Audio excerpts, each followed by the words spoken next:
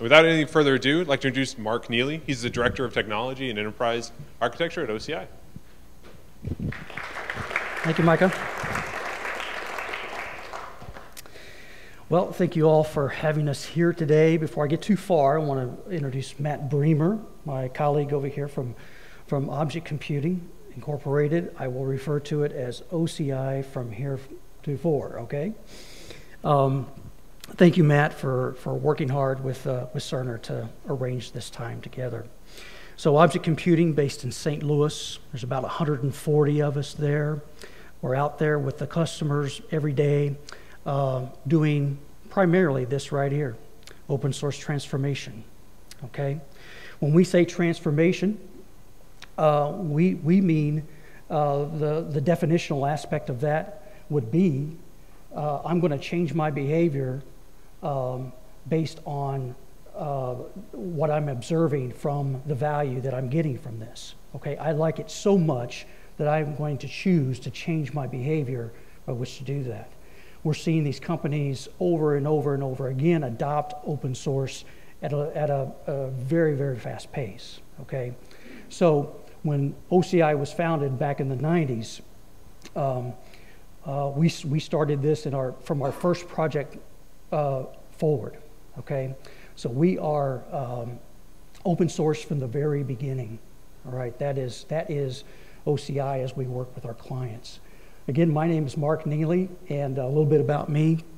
I'm a 28-year veteran in the industry, and straight out of college went into the defense industry like many in my generation, and worked distributed systems primarily since that time, okay, in the mid-'80s.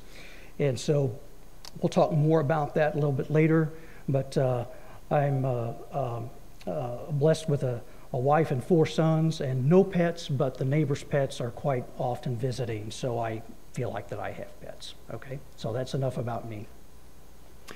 Okay, so I was at a client site one day, and in my inbox popped up this subject line. And if you read that, you see that the main subject, the far right, says, "Fly is down." Okay? So I saw that, and as you can imagine, several things went through my head. And I thought, wow, those guys back at the office, the OCI office, they've got that machine learning stuff that they're working on working pretty good. You know, they've hijacked my webcam. They're alerting me, you know, fly is down, right? Well, as it turns out, obviously, this is, whoops, lost our, there we go. That's Fly right there. Fly happens to be a machine on our build farm, okay? Fly is a member of a swarm of insects that are on our build farm.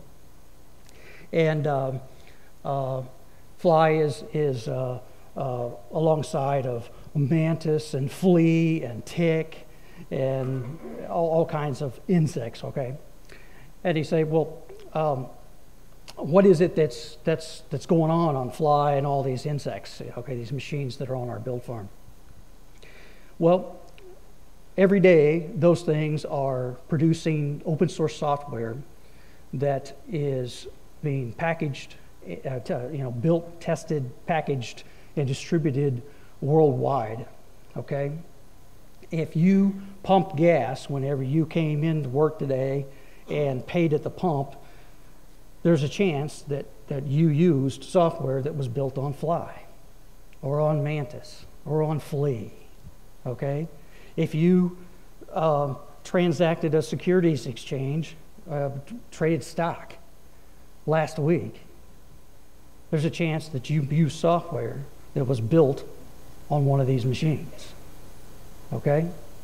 If you watched a rocket launch in the last 2 or 3 months, not the one that blew up last week, okay? Not that one, that wasn't us, okay? You might have seen some of that software that was built on these machines in action. Okay? Open source software.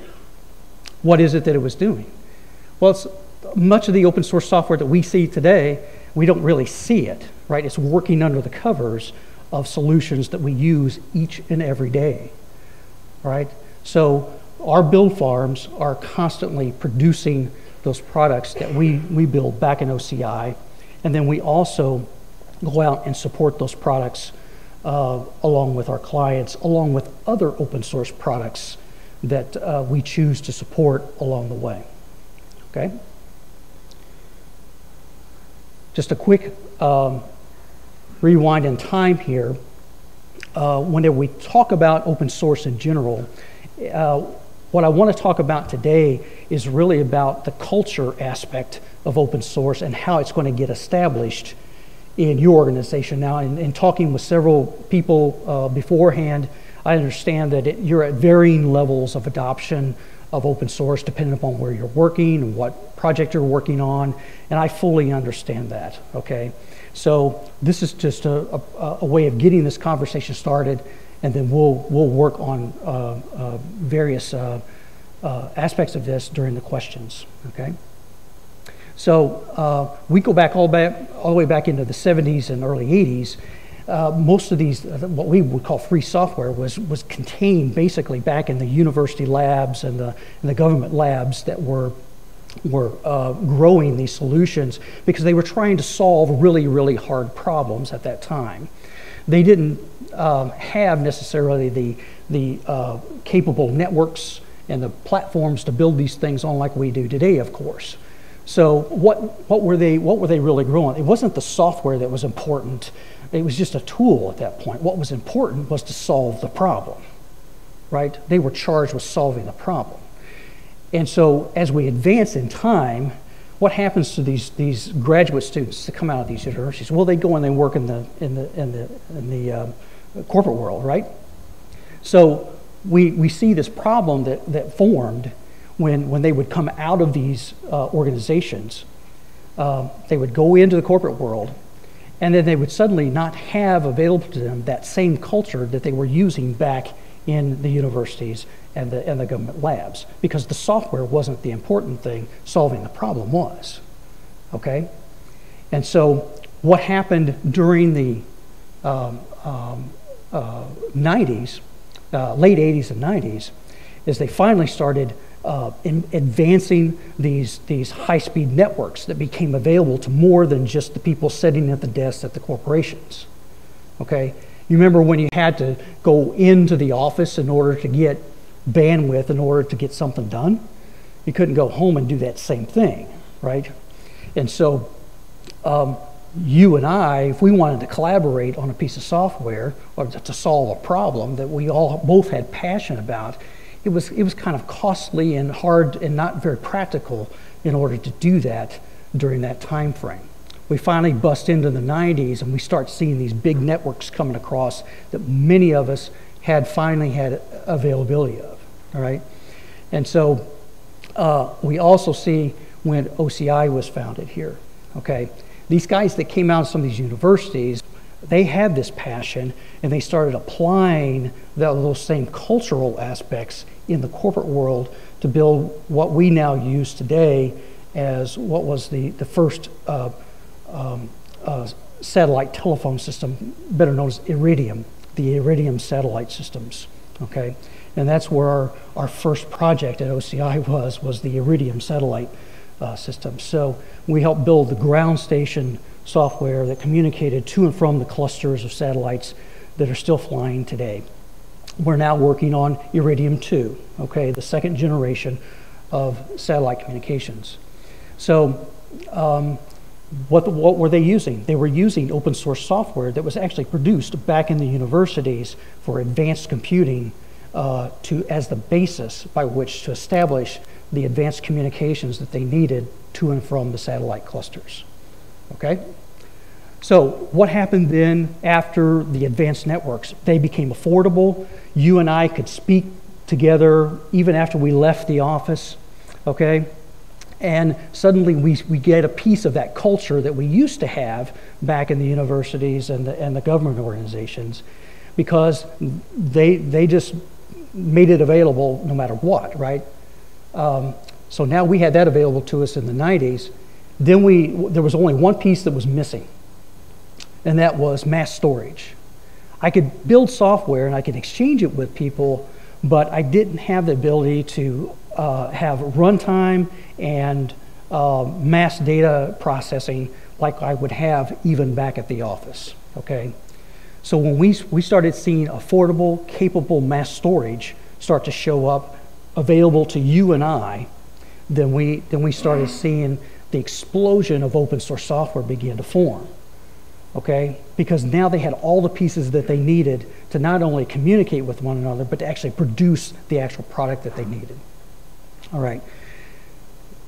One major transformation that has occurred since the 2000s forward is that now, because we're able to build these complete products in the open source space, the advancements there are going much faster than the commercial source products that are still trying to maintain their current customer base and advance even themselves, okay?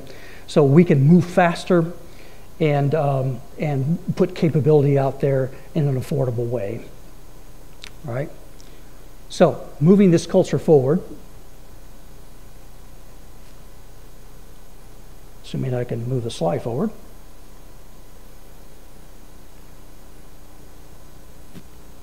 There we go. It's not just OCI that's seeing this. Black Duck Software, how many of you are familiar with Black Duck Software? Okay, a few, all right. Black Duck Software is a organization that keeps track of open source progress around the globe, mainly in the United States right now, but they do collect stats from international companies as well.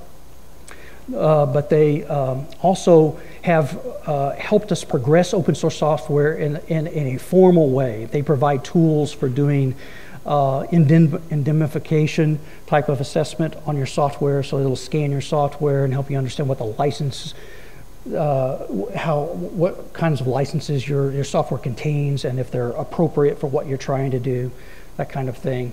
So when they took this survey in 2015, you see that they found that 66% of the recipients say that OSS or open source solutions give them a competitive advantage. Okay, so this is that culture aspect that I was saying that was coming out of the open source movement.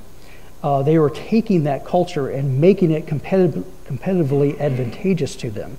They're able to move faster than their competition. They're able to apply the capabilities that are coming out of the innovations in open source in a more competitive way. They're using it to their advantage. They're getting to market faster because of that, and you see some of these other things begin to form. They say that OSS delivers superior security. We'll talk more about security later, but they also say that it improves their revenue and profit margins. Certainly, without the licensing aspect, you can see how that can happen, right? No mystery there. So 90% say that OSS encourages innovation and time to market. We'll talk about time to market, but another thing that OCI tries to express too is scale to market, okay? Whenever we see the challenges that are faced by these companies today, it's not that they can't get software out there quickly. They have a hard time scaling to the levels that they're being challenged to scale at with commercial source systems, okay? So 88% expect to increase OSS investment in 2 to 3 years. Now that was back in 15, okay? We'll talk some more about some of the 16 numbers here in just a moment. The Institute for Information Systems at the University of Bern also conducts a similar survey in Europe, and you see some of these similar types of numbers begin to pop up. They have similar questioning, but some different. You'll be provided with these slides later, so I won't go through each one, but you see a different one here, independence of reduced vendor lock-in. That's a very common understanding of where open source will help you quite a lot if you're properly placing it in the layers of your architecture where you need to. The ability to swap that out becomes an easy thing to do whenever you're not locked into a particular vendor solution. 75% are leveraging OSS because of that. Adaptability to user needs. We'll talk about that in another context a little bit later as well. Transparency, open source code. I'm on a client site right now. I'm looking at the open source code all the time. I'm helping my client find solutions that they need, adapt the software to what they need because of the transparency of the code. I can see the code. I'm making contributions back to the open source project as a result, getting that wrapped back in, and transparency is a really, really big deal to us whenever we're working with our clients. Okay, so let's move on. Finally, adopting these features that you see here, license-free software, open standards, code availability, worldwide contributions, reusable and adaptable, should net you these benefits right away. Cost containment, increased speed to market, no vendor lock-in, technical debt reduction, and finally, scale to market. Okay? So let's get in. It's one thing to hear me say this. We work with Merits Motivation Solutions there in St. Louis. Joe Eplin, the Senior Vice President, is a person we've worked with a long time there. And they've been making this transformation over the years. They had a lot of vendor code in their solutions for a long, long time. But then for several years now, they've been making this transformation. And whenever we talk about this at OCI, we talk about it being transformative, but we also talk about it being liberating and disruptive, and necessarily disruptive. When I say disruptive, I don't mean disruptive that I'm making your team stop what they're doing. I'm talking about strategically disruptive, meaning when I see innovations hit the ground from open source, I have an opportunity to put that in my strategic pipeline for the right time. Sooner than I would maybe seeing coming out of commercial source. Okay, Joe talks about this very passionately because what he saw was 90% of his stack was primarily mundane. It's problems that had been solved over and over and over and over again. Okay, and there was no reason why he really needed commercial source solutions at that time. All right, so they started rebuilding their solution stack with these open source products and replacing them layers at a time. And one interesting comment that he makes whenever he talks about this is that whenever you do this, it avoids organizational inertia. You see there on the bottom point. What that means is that he reduced the back and forth that they had between the groups within his organization. And this was because they were complaining about, what about this security solution versus that one? Or what about this logging solution versus that one? And after they began to replace these things and remove the responsibility of the coding of that thing from their development teams, it removed the organizational inertia that was occurring in their company. Okay, so they've done a lot of work towards this end. The business that they deal in is obviously a lot of customization per their customer. They meet their customer needs in a very customizable way as they work with them. So you say, how can I do that when I have all these common stacks that they're all doing the same thing? Well, the business rules, they are using a lot of rules processing to do all the customization and personalization of the products that they put out to their customers. So they're still using open source, even still there as well, okay? All right, so why the rise of open source solutions when we got in that late 2000 time frame? Why is it that we're seeing this? The Black Duck surveys for 2016 is starting to show where those trends are headed. why we're rising in certain areas of processing. And what we're seeing is that 55% will use OSS for production infrastructure. In talking with some of you beforehand, I understand that to be the case.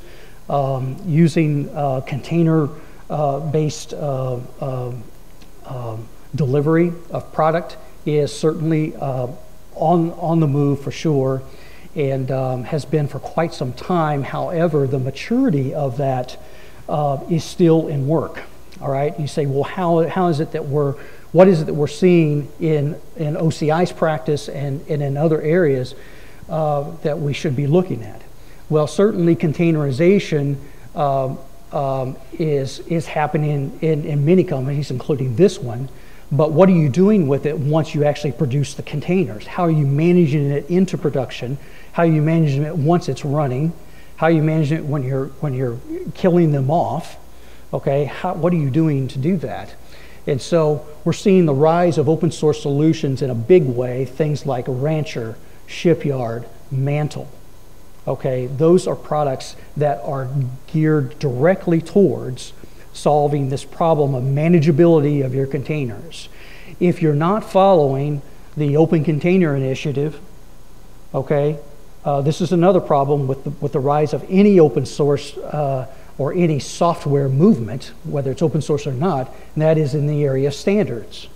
Okay, so containerization standards has got to mature a little bit more before we see it settle and stay firm within many, many companies.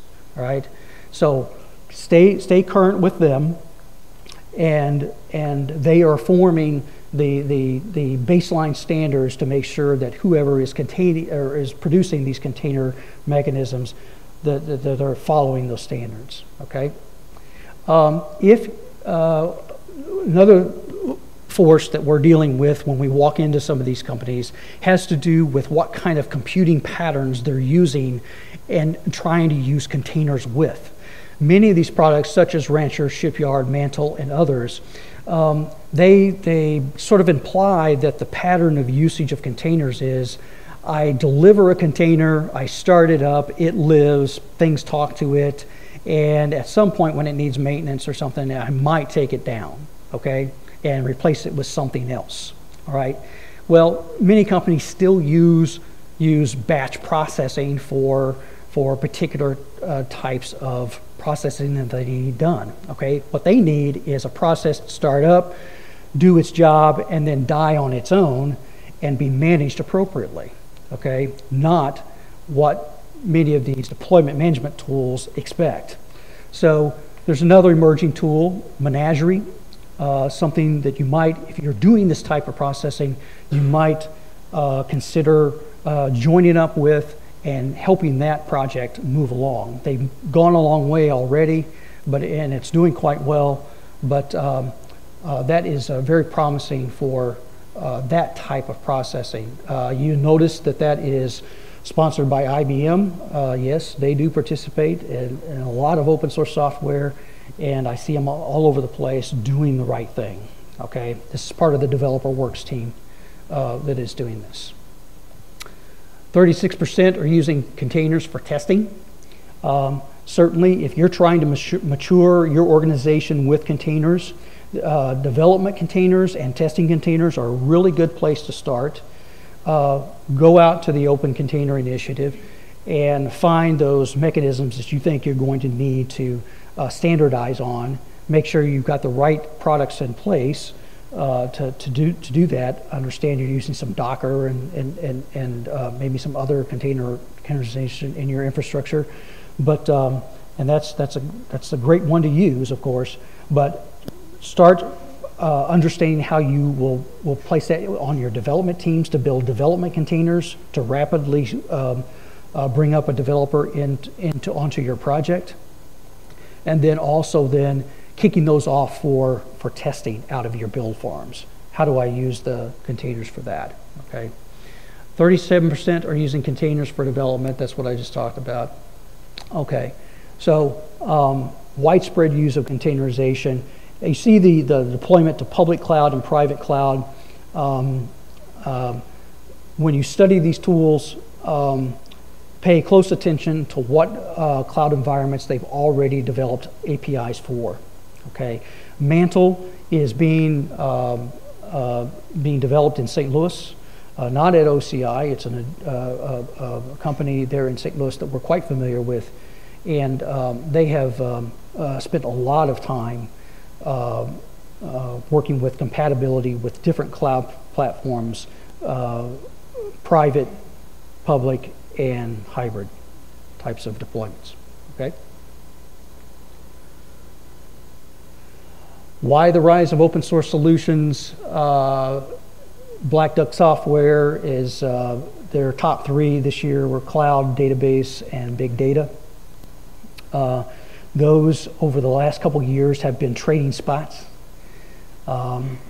Databases has gone a little bit higher than it has in past years. I think this is actually the highest that it's actually gotten in that survey. OCI's practice can confirm that trend is certainly rising very quickly. The use of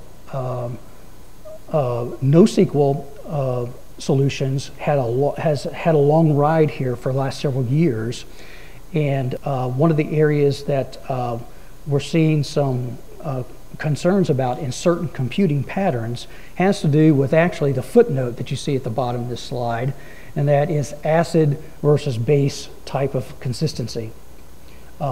If I've got a type of processing where I'm pulling in data and I need certain kinds of timing, I need to make sure that certain kinds of data is available at the right kinds of time, then I've got potentially a concern about acid versus base processing. Many of the NoSQL solutions are base in nature. So basic availability, soft state, eventual consistency. It's that last one is where we're seeing some concerns. And so some of these companies say, wait a minute, I expected that to be there at this particular time. Well, it wasn't quite synchronized, or you're not going to quite get the timing that you're expecting. Okay, so how many of you are in the big data on big data projects right now? Okay, a few of you. Okay, good. So if you've got computing patterns that you've got that are going to be showing up or are already showing up in your use cases for your systems, you might want to be asking yourself, where is something like the typical ACID test, which you normally see in relational systems, where do I need that? And is there any situation where I have that data sort of stranded in a NoSQL situation? Okay, so watch for that. What is it that is happening in the database space to help close that gap? Well, people like Enterprise DB, which is a formal packaging of the Postgres open source stack, they are making great strides in closing that gap of acid versus base. All right. So they're coming to a release near you. This is 9.6 of the Postgres stack, relational databases. That will include advanced connections to Hadoop nodes. So if I'm doing MapReduce processing over in my Hadoop clusters and I actually need data that's over back in Postgres that's arriving in a relational system, I have the ability to integrate that seamlessly in my MapReduce processing, okay? Because maybe I want the acid-based isolation and consistency of that data over in relational for a different reason. Now I can have it join my statistical analysis processing that happens at a later time without having to move it over into Hadoop. Okay, so these are the great things that are happening with things like Postgres coming up in 9.6. The great thing about 9.5 and 9.4 is whenever they delivered it, we are seeing the rise of non-traditional usage of relational systems for the different computing patterns such as social media. What we would typically use flat storage systems for to process some of this data large document-based unstructured data items such as XML, JSON, JSON-B, which is binary JSON, and typical key value types like we would use Bigtable for, or something like that, or Cassandra. We were actually seeing those types of features. Those actually showed up in Postgres in 9.4 and 9.5. Okay, very advanced. I've seen some demonstrations of the indexing capabilities of JSON attributes inside of binary JSON that is very, very impressive. Okay, being able to build indexes on the individual attributes of those as the documents are arriving in binary JSON is a really strong capability. And somebody will say, well, how does that compare to Elastic? Well, Elastic can do that too, but you get into this this ACID problem versus base. So if I've got a cluster of Elasticsearch nodes and I'm expecting particular data to show up at a certain time on a widely scaled system, I may not be getting it right at the time that I want it, okay? So some searches may hit it, some searches may not. Whereas when you're running something like this, you're getting the isolation level and the consistency that you need out of a traditional relational system, okay? It's pretty exciting stuff. Another one over there on the far right is RethinkDB. How many of you have heard of RethinkDB? Okay, one here, okay, good. The interesting thing about RethinkDB and why it's rising in popularity, again, it comes back to our computing patterns. Why do I need something like RethinkDB versus some other DB? Well, RethinkDB has a push to subscriber type of capability that says whenever I'm interacting with the data sources among multiple participants, when something arrives in the database that the other people need, it has push mechanisms to push that back out to participants. Okay, this particular database is very popular in gaming scenarios. So I've got interactive gaming going on, and I have some sort of event that happens in the game that all the participants need to know, and that's where it made its first inroads, was in gaming. Now we see other industries that are now very interested in this particular kind of capability. You may have that here at Cerner, and you may have a particular situation where you want participating consumers, trading partners, whatever, where you need this type of turnaround and trigger of data showing up in a ACID-based consistency environment, okay? It would compete with things like PubNub, Firebase, or Pusher, okay? So if you want to compare it to certain kinds of products, those particular products are cloud-based, right? So now you're in a subscription model type of situation, and it may change the cost model of your overall solution. Whereas if you needed something simple, and something that you want more control over, something like a RethinkDB would actually be a good solution for you. But all of this is innovation that is coming into play because of the need for different computing patterns that has forced the innovation to come sooner than later. Okay, we're not waiting on the commercial software vendors to put this stuff out there, all right? Okay, so let's, by the way, in 9.5 of Postgres, I meant to mention the advanced GIS support. So if you're doing location sensitive type of computing in some of your applications, it's very important that you get, we're seeing a rise in the need for more accurate computations in location sensitive situations. This is going to be pretty important when we get into things like home healthcare, for example, where we have devices that are out in the home and collecting data and being able to use GIS, advanced GIS capabilities. GIS capabilities has been in Postgres for many, many years, but they've just released some more advanced calculation libraries that make the product a lot more valuable.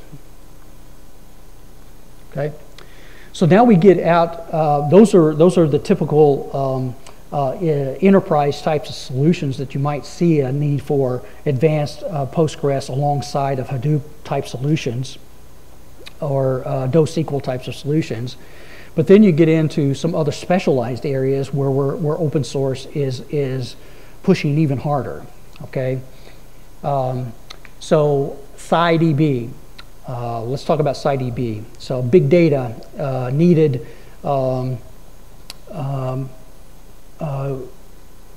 to be a little bit more in control of areas where, say, statisticians are needing real-time turnaround of calculations of data that's flowing in from feeder systems. And so think about SciDB as HDFS plus HBase plus Pig plus Hive plus R, all kind of wrapped up in the same solution space. Okay, this is a solution that was rolled out by Paradigm 4. I caught an eye of its existence a couple of years ago, and they were just starting to roll out the first initial beta releases of some of their capability, and they have advanced it extremely well in the last couple of years, and they've got a lot of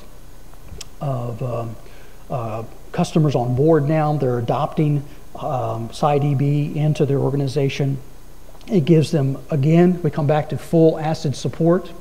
Multi-dimensional array data models can be supported, so you have these long series of array data that comes flowing in. The people who most often are going to be using this are scientific collection systems from sensors. Space systems are doing a lot of work with this particular product. Large telescope systems collecting data from space sensors and pulling this data and doing statistical analysis on it. In-database analytics is another feature that is showing up that the SciDB folks have really pioneered. You're probably going to see that more in some of the other products as that matures more. Everybody's kind of watching them to see how well it's going to work. And so when you're pulling data in, are you able to calculate inline particular analytics when you get these big arrays that get pulled in from these feeder systems? R and Python are the primary interfaces for this product right now. If I had to give it any kind of criticism right now, they just don't have as many programming interfaces into this product right now, okay? But it has great capability. HDF.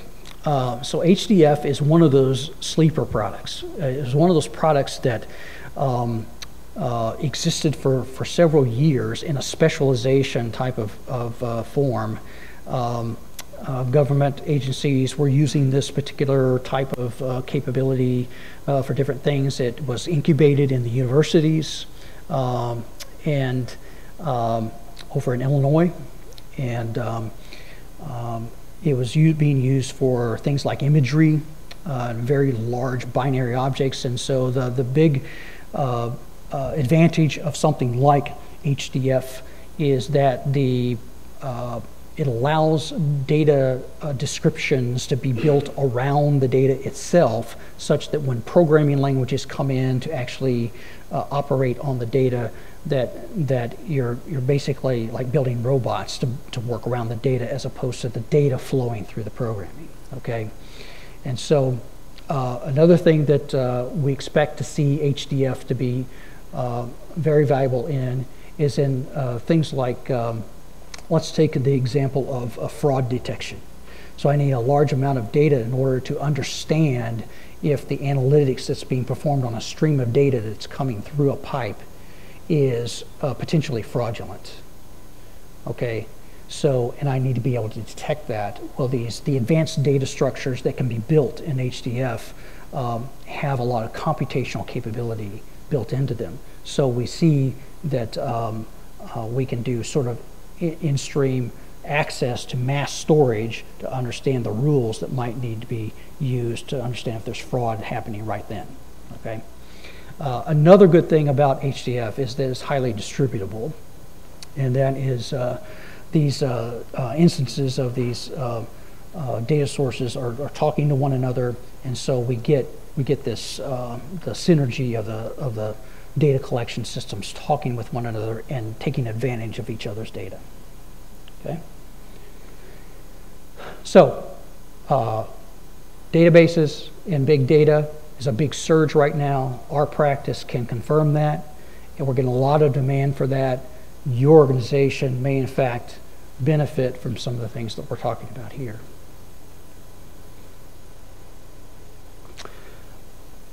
As anybody who's worked in mass data collection,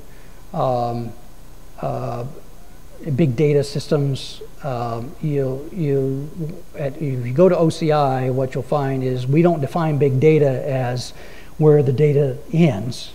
We define the big data solutions as from where it's being collected from all the way through the collection points into where it finally resides and is analyzed for informational purposes. So if you go back into data warehouse days, there's this concept of operational versus informational, right? So we know that there's these operational systems that are working out there to collect all this data in mass form. Where it ends up, we've done a lot of work in making sure that where it lands is working well, but where we haven't done as good a work and are improving in is in the area of ingest. Okay, many of you may be already using things like buffering systems like Kafka and those types of products, great products, but what is happening before it even hits the final resting place? Many companies are asking for better data quality. What am I doing before it even gets to that point? Am I flushing out noise before I get the data into its final resting point? Products like these are in the open source world where we're using these tools right now to do things just like that. We're doing inline analytics on the data as it's streaming through, so that what ends up in the final resting place is not the original data, but the data that is of value. Okay, Hazelcast. They are primarily known for data grid types of topology. I have widely distributed systems that need to have knowledge about each other, and I have very complex objects that I'm trying to produce calculations on, and I need to be able to store them at multiple places at multiple times. Okay, so as they come in, Hazelcast has proven itself to be very, very strong in advanced caching mechanisms and data sharing and synchronization across a widely distributed set of servers, okay? Whether they be web servers or otherwise. All right, the long-running processes with transient data. So I kick off these what would normally be fast-running processes, but I get in a particular exception state, and I need to hold that exception state for a longer period of time.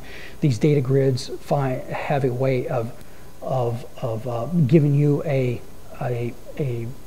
getting you off the main highway, so to speak, have a resting place while those exceptions can be taken care of, while the rest of the system is continuing to work. All right, so there's value in these types of things too. Cache searching, obviously that's been a demand for a long, long time, but these products in particular are improving their ability to participate in that space. Auction and pricing systems is a very good example of that. I need to know who's got the latest bid on said product right now. Okay, I can't wait for something to synchronize, and these data grids are really good about keeping central knowledge widely available. Eluxio, you may have heard of Eluxio in a different context. They came out of the infamous Berkeley Systems big data organization, and that is a particular hotspot for incubating these advanced technologies. Eluxio is one of those for advanced memory management. So if I need a wide array of commodity-sized machines that need shared memory, Eluxio is a very strong product in that space. Couchbase and Redis have been around for a while. They were some of the early entries in doing this. I'm working on a project right now where Redis is clearly supplying that capability, and they have released a recent release that scales it better. But I will say that out of all of these, if you need large scale, I would take a look at the top two. Okay, so the demand for rapid and smarter decision making. Many of you may have seen this particular type of architecture before. Maybe you've been a participant in building some of this type of architecture. Ingesting and buffering systems over here where I've got my operational side. I need to buffer that information before my long storage systems collect that in. But the pattern that I'm talking about here is the ability to feed that information back. Those products that I just talked about in the prior slide find themselves in a good spot for capturing this data that's streaming in and then redistributing that knowledge back out to the various nodes that need that knowledge. Okay, this is a particular system that we worked on for the advertising space, and where we had very high-speed, widely scaled routers that were trying to make decisions about where advertising is supposed to be placed on your mobile devices. Okay, and it had to be done in say 100 milliseconds. All right, so you're standing in the mall and you need a particular advertisement on your mobile device within 100 milliseconds. We were doing this in these decision machines in a wide scale, but in order to make those decisions smarter, they had to know knowledge about what transaction had been taking place over the last X amount of time. So we had to constantly feed that information back and make those decision points smarter. Okay. Now, this is one instance of that. Let's say now I need to scale that. Your customer comes to you and says, I need you to go big on this. I can't just have you work regionally. Now I need you to work nationwide. So what am I going to do? I'm going to need to maybe co-locate in different regions of the country, but then I also need those feeder systems to be able to feed back that knowledge as they're collecting in all those places. This is why these products, like I just talked about, are rising in popularity, and we're able to put them out in open source faster because we need the solutions now.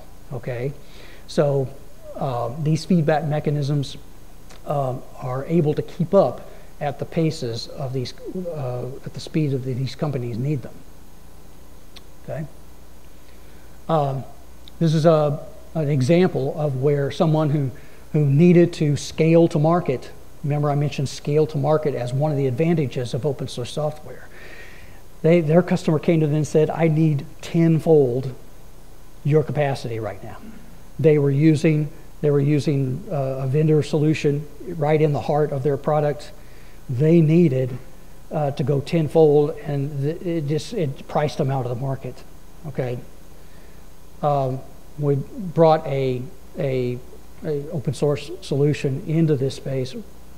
Did about 6 months worth of work to make sure that it had parity or greater of the vendor source that was there. Replaced it. This was going to be their cost scale if they stayed with the vendor source on the top line. The bottom line is just simply the commercial support for the open source solution. Okay, This is why companies need to look seriously at open source from a scale to market perspective. If your demand rises at a pace that you never predicted, this may be your best course of action, okay? Find parity in the open source space for the vendor solutions that you may have. The demand for computing at the edge. Obviously, we've seen this massive trend in IoT, Internet of Things, right? We have engineers back at the labs right now that are working on solutions that are helping companies scale to market.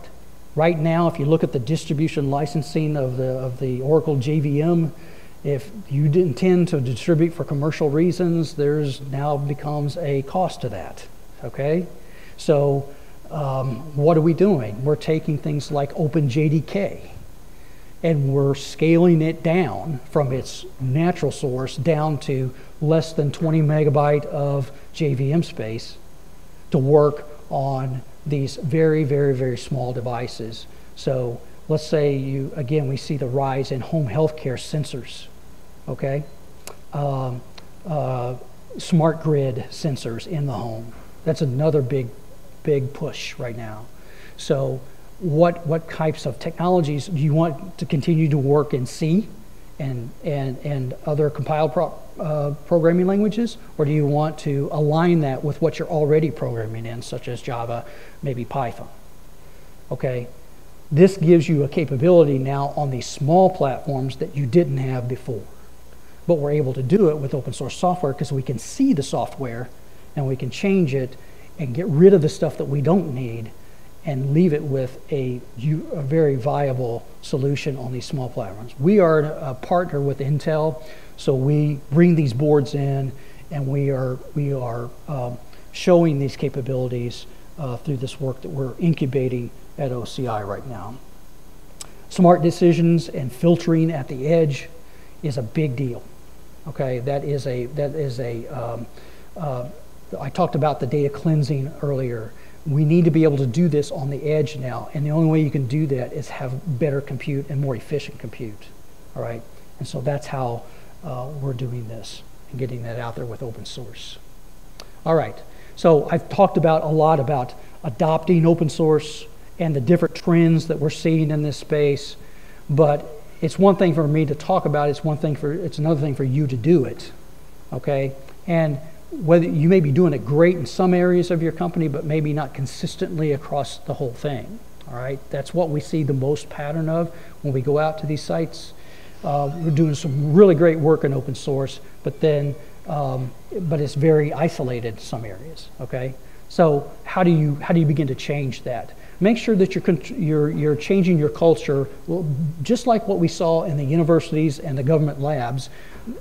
You know, bring that culture all the way across the organization. Change to a contributor model, okay? Don't use a throw it over the fence type of request and wait for the feature to show up. You become the contributor to the solutions that are inside your company now. And I'm not talking about the public open source projects. I'm talking about make your source available to everyone now and use a contributor model, okay? That will prepare your organization to participate in the open source movements that we see out there in a bigger, better way, in a more effective way, all right? Enable the company-wide visibility whenever possible. So we're using things like GitLab, Atlassian, Jenkins, and Docker to make all of our components, not just some of the components, all the way from the infrastructure to the requirements themselves, widely available to everyone, so everyone sees it, so that they can become a contributor to some said effort. All right. So somebody asked me one time, do I have to use GitHub in order to make open source real in my company? No. You can get the same kind of capability out of GitLab, but have it on premise. Okay. And get a lot of the same capability and use that in your configuration management and then on down the line for build management and container management. Leverage community tooling. This is, and what I'm talking about here is really the collaborative tooling. If you're not using something like Slack channels for communicating across your teams, you're missing out on the visibility of the progress of a lot of the efforts that are going on, of things either you can use or that you can contribute to. Okay, so advance your communication capabilities by layering on top of the things I've already talked about with things like Slack, or if you're using GitHub, or you can use GitChat, for example, when you move out into the public area. Certainly complement your commercial source offerings with open source. This is always the big battle in a lot of companies, is I've got commercial offerings right now. How do I balance this with open source? Well, what I always answer is use open source to bring business to your commercial source. You know what you make money on right now. Use open source as a tool to get business to that commercial source. Collaborate with the open community out there and build mechanisms to get business to your commercial source. It can live together. Yes, it can. Okay? It doesn't have to be all one or the other. Right? So I understand that you're doing some of that today, but how broadly are you doing it, and how advanced are you doing that? Grow that. Think of ways to work with your industry professionals, partners, and your consumers to build open source solutions that bring business to your commercial offerings. Right? All right, finally, for those who are involved in architecture or EA types of efforts, start growing a culture of open source first thinking. Make sure that open source has a first-class seat at the table whenever you're trying to make strategic decisions on your solutions moving forward. We've traded spots with commercial source. Open source is innovating out front. Commercial is catching up in many areas that we need software now. Okay? So strategically, when you're looking at these different layers of your architecture, consider open source first, or at least in parity with the other considerations that you're evaluating.